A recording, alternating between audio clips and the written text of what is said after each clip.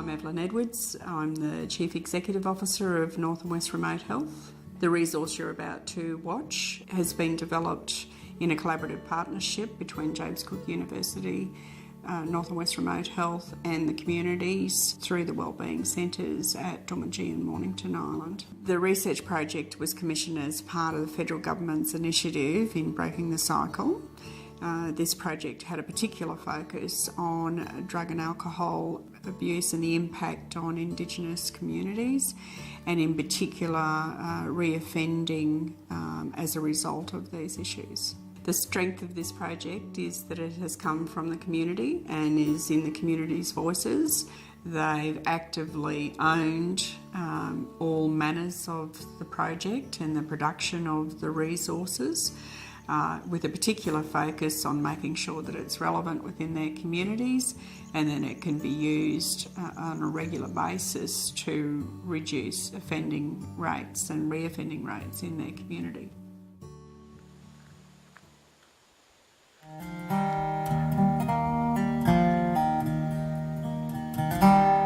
Doomadgee for me is my home. It's where I was born, and it's a place where when I die, when I leave, it's going to be a place where I'm going to go as well. So no matter how far I go from it, it's still my home. We was really lucky because our parents really taught us really good values. They taught us to love and to respect others and to respect ourselves as well. Along the way, I've seen changes where respect has really gone from our communities, and it's really hurt a lot of people. A lot of our people in community today feel that, especially the younger generation, feel they don't really know about their culture, they don't really know about their kinship, they don't really know who they're related to, they don't know their totem. So all of this really pulls them apart, and that makes them dysfunctional. And it plays a big part in our culture because our people feel unhappy, our people feel hurt, and they turn to alcohol and drugs, because they're feeling so much pain. They don't know who they are, they don't know how to solve their problems. Still today we're struggling for good change in a positive way.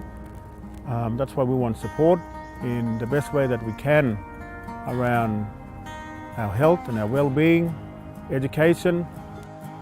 If we could get the support that we can, I'm sure we're going to make it a better place for our future generation to live in.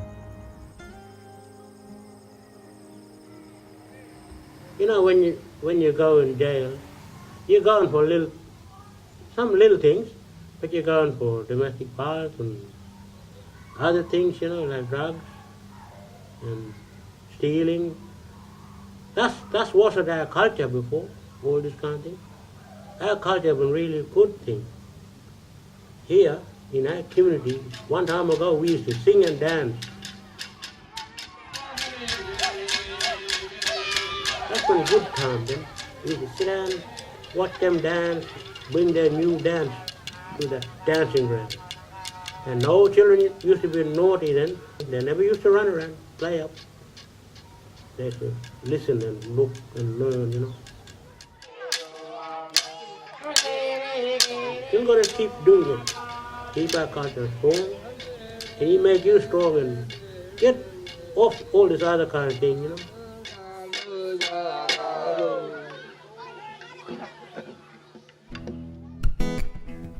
The cycle of repeat offending, known as recidivism, keeps Indigenous people away from their homelands more than any other factor. The Keeping on Country project was established with the aim of keeping Indigenous Australians of the Gulf of Carpentaria out of jail and on country. As the first step towards achieving this aim, a project partnership was developed between James Cook University and the Wellbeing Centres of Doomadgee and Mornington Island. This project team worked together to complete a major community-based action research project examining the problem and identifying potential solutions. I'm Andrea Davidson. I've been working out at Doomadgee and Mornington Island now for 3 years with the Wellbeing Centres. About 18 months ago, I started working on Breaking the Cycle project. I'm Glenn Dawes. I live here in Townsville, and I was lucky enough to be contacted by Andrea to see if I wanted to be part of this project. And one of the big areas that I'm really been working on a lot in recent years is around this idea of reintegration, how people come out of prison and the problems they have sometimes about trying to get back into their communities. We interviewed people who'd been to prison and come out of prison and went back again in terms of this recidivist behaviour, and also to the family members who get impacted on that. And some of you people have been affected by your loved ones going to prison, children being left behind, and all the problems you have when your loved one is in jail. And the other group we wanted to talk to were the people who are on the ground, working in communities, in agencies, in other services, who work with people who come back from prison, or even work with families. But I guess really one of the big things that we did find out is that recidivism affects Aboriginal people in a much bigger way than non-Aboriginal people. For example, for every 100,000 Indigenous people, we've got 1,891 people who go to prison and return. Compared to non-Indigenous people, for every 100,000, we only have 136, which means there's something really wrong in the system at the moment. Our jails are full of Indigenous people. It's what we call the over-representation problem. And governments know about it for a long time. It's been going on for ages. People know about it for a long time. And what this project tried to do was to find some practical things we could do back in the community. Because this mightn't surprise you, but if one person goes to jail for a year, it's costing everybody, this is the Australian taxpayer, over $70,000 a year to be in jail. You think about how much that money is, how it could be used in other places, such as your community. So what this research really wanted to do was to find out and gather up the stories of people who never get asked. Basically, people make decisions from Canberra or Brisbane or other places and tell you what you need. This research is different. Action research helps you get stories from people, and people give us ideas. We ask them, what do you think can be done? And all the people who we interviewed in Doomadgee and Mornington had very similar stories about what can be done. Every time they come out of jail, they're doing all right for a while, but then they get bored with themselves, just doing the same thing over and over. And then they start getting into their old routine, and next minute, you know, they're back in jail. So I want to be here to help them, to help themselves and help their family, you know. My dream is to rebuild a property that my grandfather left here, work with young people on it and people that coming out of jail. I want to build yard, paddocks, and run horses and cattle, and make it a place where people will feel at home and welcome.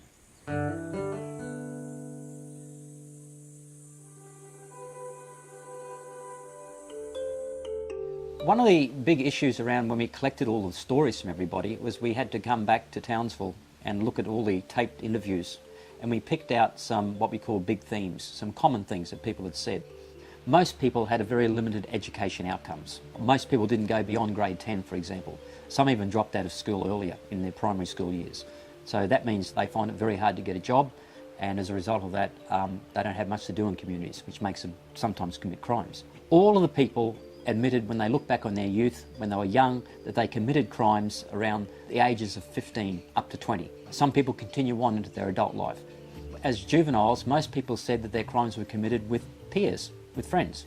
All of the crimes committed were basically under the influence of alcohol or drugs. Most people said they did these things while they were stoned or they were drunk. Majority of the crimes occurred as they got older, when people were unemployed. Because we had stories of people who came out of prison and found a job, which was great, and they said, well, I never got into trouble. But when I lost my job, then they started to commit further crimes. And we found the really staggering thing was that over 80% of the offenders who got charged with the crime was around domestic violence. And domestic violent crimes were around the use of alcohol or drugs at the same time. 70% of the people interviewed had been in prison for 4 or more occasions. None of the people had full-time paid work after they committed criminal offences. So when they came back from prison, everyone says they find it incredibly hard to get a job. Why? Well, it's not hard to see why. Firstly, there's not a lot of jobs in both communities, as you all know. But secondly, they have what they get labelled by people as being a criminal. And once you're labelled with this tag or this label, it's very hard for people to look at you another way. So hard to get a blue card, hard to get a job at the local hospital or at the local school because you have a criminal history. And a criminal history holds people back. And that's one of the big areas that people are very concerned about. How long do I have to keep my criminal history for something that I may have done 20 years ago?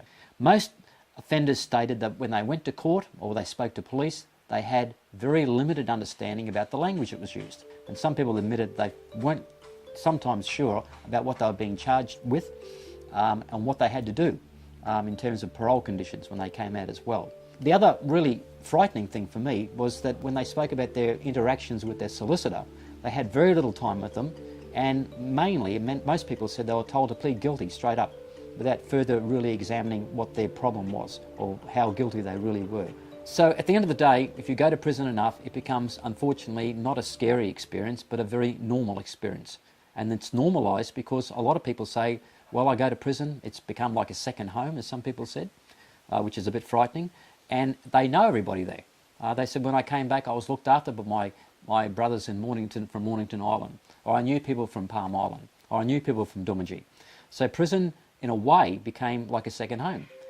The day came when they finally got a chance to go home. Unfortunately, some ex-prisoners don't even get back to their communities because they have to wait in places like Mount Isa and Cairns, and over that 24-hour period, unfortunately, some might find other people who they know and get drunk and then come into contact with the police and get dragged back off to prison again. But at the end of the day, when you come back to the community, the big challenges arise for people. Here we have people who have to go and see their parole officers and they have to check in. And some people admitted they did not understand the full parole conditions about what they were supposed to do. Some of the conditions we found, and you told us, that they were unrealistic. For example, if you were there for domestic violence, you weren't allowed to go and see your loved one, your partner, and maybe your children, because that was one of the parole conditions. It's very hard to keep. Other people found it very difficult to stay away from alcohol, because of course when they came back they wanted to celebrate, and that was one of the parole conditions that people broke, because their friends or family would say, come on, let's go and have a drink, let's celebrate. And unfortunately we found as well that families don't really understand the parole conditions either. So that's an area of need as well around parole. And accommodation for some people, if you can't go back and live in the house where you want to live, and we know that some people live in very crowded houses and there's not a lot of accommodation in Mornington or Doomadgee, we find then that people don't have anywhere to live. Some men are too proud to go back to and ask relatives to go and live there, and so accommodation is a really big problem. And I guess one of the big areas around all of this, of course, is the desire to get back on country. And some people identified they would love to get back on country, but they didn't have the transport to get back. Even some Doomadgee people told us that's when I went out and stole a car so I could get back on country to basically get back to my roots and to find myself again.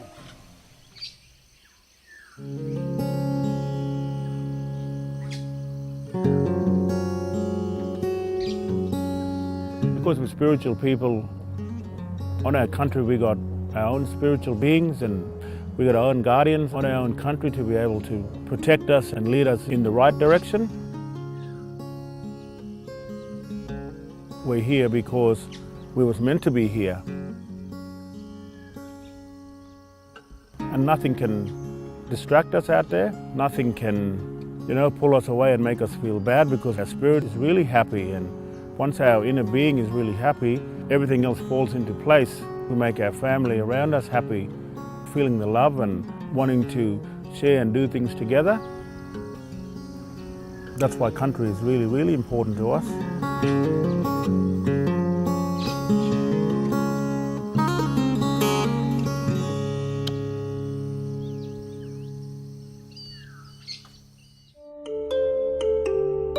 One thing that came out in the stories of people and the voices that we heard is the impact on the person at home, the person that's left there to care for the kids who don't have a father there, particularly young boys in community, and who see their fathers going in and out of prison, and therefore for them it becomes a not very normal experience. Okay, you're over the limit. Can you come with me, please? It breaks their heart to know their father is gone there and they'll never see them again for a while, which is wrong. They needed that guidance of their father. Now I'm locked up, might be even going to jail. Gonna be leaving my kid behind. Why? Father should be here with them to teach them the right things, not going out there all the time. So I just get sick of seeing my family, you know, being in jail, and their little young family are suffering out here with no one to look after them, you know. Back in our communities, we all hear what happens and what goes on. When someone goes to jail, everyone knows their business, and it's really hard because that then plays a big part in making them feel shame and making them don't want to return to the community because their family knows. They think then that they don't want to have anything to do with them, don't want to help them, don't want to love them, that kind of thing. At times, the partner in prison doesn't realise that, the challenge that their partner faces. And often with partners, they were tired. They had spent months, sometimes years, caring for their children on their own, dealing with the financial pressures of being in community without a partner there as well. So they would be looking forward to having their partner coming home, but they'd also be angry with their partner, that their partner hadn't been there for them. Often the last time that they had interacted face to face was in a situation of domestic violence or in a situation where they hadn't been happy with each other and they had never had the opportunity to resolve those issues. I'm sorry. So there was really mixed feelings for families when a loved one was coming back from prison. When we were yarning with some people about this, and especially some of the older people in community, they're actually able to identify traditional stories around this exact issue.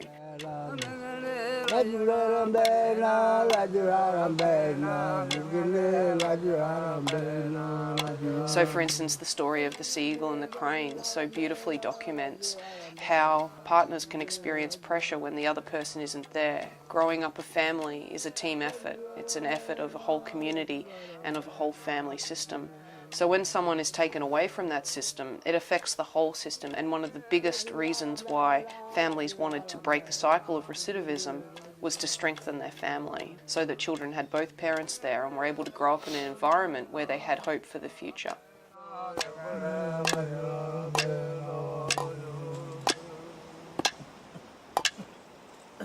Well, that's a story I will tell you now about that seagull. For that real thing, when you go through law, culture, law, he got a big lad to look after his kids and his wife. When people, boys go through initiation, and they come back, and they want to live with their wife, get married, all right, if you want to do that, well, he sit down and look after that woman, never hit him, never grab him. But if he start fighting and that man when they leave, bye-bye, keep on. That man gone. Woman got to be struggling herself with her little children. That's good example for anybody, everybody. Don't hit him or don't growl him. Well, yeah, you can have a little growl, but not fight. No fight is hitting. Give me like one. Don't growl at one another. That's all right? Yeah. When we were yarning with the men and women that were about to come out of prison and transition back into the community, they were generally very excited about going home. They wanted to have a job when they got home. They had a lot of good ideas about what they wanted to do. Then what we would find is people would come out to community and they would really struggle. They'd find it very difficult to find a job. Hey, what you doing? Coming for a drink? And then that would lead to them being bored, feeling like there's nothing for them to do in community, not feeling like they had a place in community. And that then led to drinking in itself, because they were bored every day and there's family members around drinking. They think, why not? And when it comes to helping people to transition out of prison, it can be very difficult to try and help people develop plans when there's not opportunities available to them in community. For me, it was about my friend my schoolie. He was going to be a dad for the first time, going on to 40, mind you. And he's one of those fellows that's been in and out of jail since he was a teenager, you know. And I thought, oh yeah, when I heard that he was going to be a dad, I think, oh, when you're going to be talking like, you know, parent stories and going to be whinging about our children together, you know, that kind of stuff. And he didn't even last like 6 months, you know. And he was back in jail, and I wanted to shake us and choke him, you know. And they say to you, you know, this is going to be the most important event of your life, mate, and you're missing every aspect of it. There was no good space for him out here, because that whole environment around him wasn't ready for him, you know, to be in that good spot. As an outcome of the research, community came up with a number of recommendations, and we broke these recommendations into custodial recommendations, so they're recommendations for what happens in prison, and non-custodial recommendations, so they're the recommendations about what happens in community. In terms of the custodial recommendations, there was suggestion that when people are in prison, they really need a good access to prison-based transition officers. We have observed that at the moment in prison, people just don't have access to the services they need to prepare themselves to go home, to get together a good plan, and to work out who's going to support them and how they're going to be supported when they return home. If they're able to do that work in prison, it'll make their transition back into community so much smoother. As part of that, we need to ensure that re-entry planning happens in a collaborative way, so with community, so that people that are working in prisons are in contact with the people that will be supporting prisoners when they're returning to community. By having that connection between community and prison, we're able to break down a lot of the barriers between the two environments and ensure that people are supported the whole way through. They're supported in prison to do what they need to do to prepare to come out, and then they are then supported when they come out. People need, when they're in prison, access to educational opportunities that have employment outcomes and pathways. So at the moment in the prison, they're able to access the prison farm. That's a great example of an environment where they're able to get education and employment in a way that they might be able to use into the future. Family contact needs to continue to occur whilst people are in prison. A lot of the men and women we spoke to would be disconnected from their families for 6 to 12 months when they were in prison because they just found contact too difficult. So some of the ideas that we've put into place that seem to have worked really well are things like the Family Video Conferencing Connection Program. So now you're able to connect with your loved ones when they're in prison, and they're able to connect with you, and that can happen on a really regular basis. We also need to support travel back to community. At the present time, people are taken out of community on what everyone refers to as Con Air. We know what Con Air is. It's the plane that comes in and takes people away. People are less clear on how people get back to community. There's not a clear pathway. Sometimes people come through Mount Isa, sometimes through Townsville, sometimes they have to stay over weekends, sometimes they stay overnight, sometimes they fly, sometimes they're on a bus. It's very unclear to people how community people are getting home. We need to do a better job of that. Whether release dates can be coordinated so that a dedicated plane can take people straight back to community. So we really need to work on how we bring people back to country before we even start thinking about how we keep them there. It makes you think when you're in jail about a lot of things, about your family, your mother and father, your children. The main thing, you got to come back and be a leader in your community. Learn all this kind of things. Drink, and you got to drink sensibly. Not too much to fall over or just roll over or fall in and create trouble for yourself. That's all that alcoholic do to you. And you end up back in jail again. The alcohol management plans, in my opinion, have not worked in either Doomadgee or Mornington Island. As we've seen, prohibition does not work in any situation. If you go back to the 30s in the US when alcohol was prohibited, people find other ways of finding alcohol. And as a result, it's become a scourge, particularly in Mornington Island. And it's had a huge effect on the community. And it's had a huge knock-on effect as well around why people do crime. One thing that we know in terms of the issues around homebrew use as opposed to use of any normal legalised alcohol, people don't know the alcohol level of the homebrew they're consuming. And from a purely observational point of view as a psychologist, the variance in terms of the behavioural impacts and the psychological impacts are huge. Come try me. Come on. Get here. Try me. I've been witness on many, many occasions to people going into states of drug-induced psychosis, which is essentially as a result of consuming homebrew. If a situation was to evolve where alcohol could be brought back into these communities in a regulated way, people would know what they were drinking and people would be engaged in a decision or a series of decisions around consuming that alcohol. So unless the actual issue around alcohol is addressed in a constructive way, a realistic way, that's going to actually manage it or give people the freedom or to have alcohol in other areas or other venues, as has been tried in other places, the current system is not sustainable. You see people in a pub, anywhere in the mainland, they all drink. They get a tavern and they all drink good. Nightclubs, I know they have fights and all that kind of thing out there. It's same, not only in our communities. It's happened all over the world.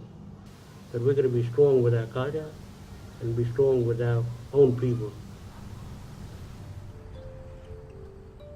Many of you would have known that Sarah Isaacs, Dwayne Rogers and Edward Walden, Bo, have been doing some great work in community around developing a system of support for when you come home. And that involves a case management and intervention framework, something that runs from a place like the Wellbeing Centre, so that you know that when you're coming out of prison, there's going to be someone there to help you along the way, to yarn with their families around the parole conditions that they're on, to go to their first parole meetings with them, to be that person in community that prisoners can always go to when they come back out when they're struggling.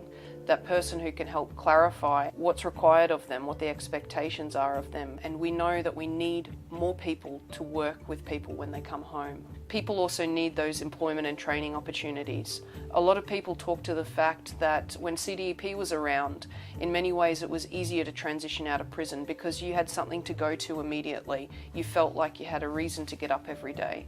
At the moment, when people are coming back, they're not getting that. So having local people involved in employment activities around bush transition camps, around keeping on country. In that regard, we also need volunteer opportunities for ex-prisoners. So for people that have managed to break the cycle, we need to be able to give them opportunities to help others to break the cycle. Community corrections do a really good job of trying to meet with everybody when they come out. And community corrections talks to everybody about their parole conditions. But what we discovered often happens is that people say yes, they understand those conditions when actually they don't. People don't know the questions to ask, so we need to develop that knowledge in community and understanding of parole conditions. We really need to develop a relationship between community and police where police are able to be part of the solution, where police are able to work with community towards stopping the cycle of offending, rather than being, as the community sees it, part of the problem of continuing that cycle. We're here live today with the Boulevard Bushfire girls.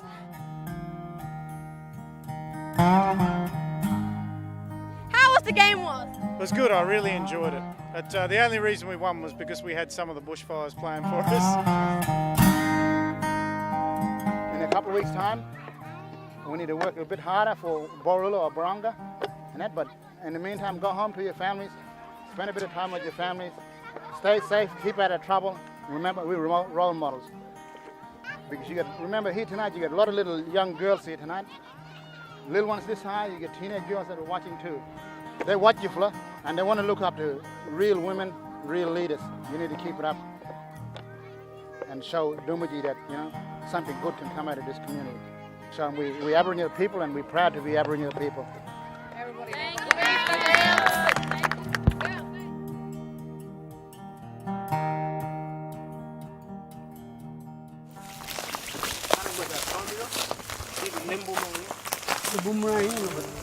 Well, my advice to those fellas down there is, once down there is one time too many.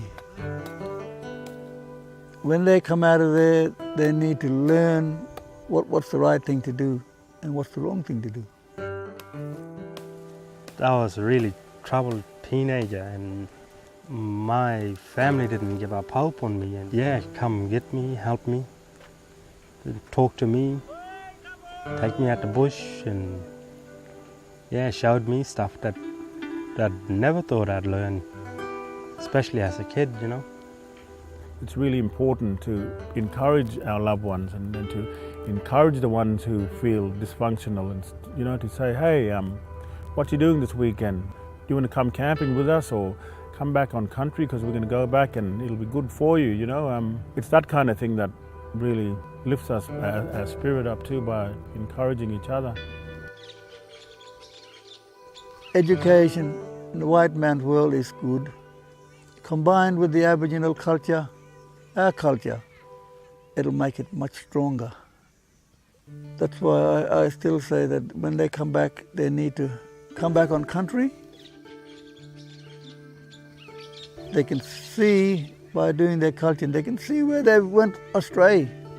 And a big approach that's happening across the world, in the United States and in England as well, is called justice reinvestment. And this means where people now are starting to say, well, let's pull some of the money out of corrections, out of the correctional centres, and let's put the money back into where people come from. Everybody agrees it would be better for a person when they got off the plane coming back from prison to be picked up by somebody and not go straight back to community, but to actually take them out bush. And the idea of bush camps has been overwhelmingly endorsed by everybody. I think these bush camps are going to be a really big thing as part of this whole project, and I'm really glad and happy to see that community people are putting up their hand and say, hey, come, I want to join in, and you can use my country.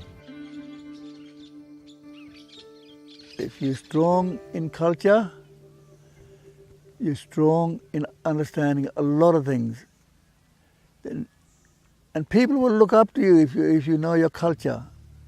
Culture is the main thing. You can always look back to what the older folks said to you. This is how it goes, and I'll follow this line. To come back and really take their place in the community. Take them out on country. It's the best thing. A project like this is only ever going to be as good as the community are willing to participate in it. And you've participated in it so well, been so generous and open in sharing your stories and in sharing your knowledge and your wisdom. In particular, I'd like to thank the team that's worked on this project. We've created a really great partnership between local people and people from outside of community. And I think that that's something to be very, very proud of. We've already started this journey, and it's a happy one because we're feeling happy about who we are and about who's helping us and where we're heading. To be able to travel on this journey together, it's a good feeling. 5-10 years down the track, we're going to have happy families, we're going to have happy communities. Everyone's going to know who they are and how to deal with their problems in a much better way. The problem of recidivism, of repeat offending, is a problem that's developed over a really long period of time. The aim of this project was never to solve that problem, because it's impossible to solve such a large problem in such a short period of time. Our task was to identify the problems from the stories that you told us, and we've had some very powerful stories. We've also had some very, very sensible, pragmatic ideas about what we can do in the community and save taxpayers a lot of money. With this research that you're listening to, it also will come in the form of a report, and that report will go to important people outside of your community as well as inside of your community. It'll go to politicians, it'll go to people in offices in Brisbane and Canberra, and hopefully they will look at it and say something in terms of making some changes. We need to go out and door knock, talk to politicians, because this is a whole community exercise now. We need to start telling people about what this is happening. But now we all have to go to the next step, and that's to actually try and make some of these changes become a reality.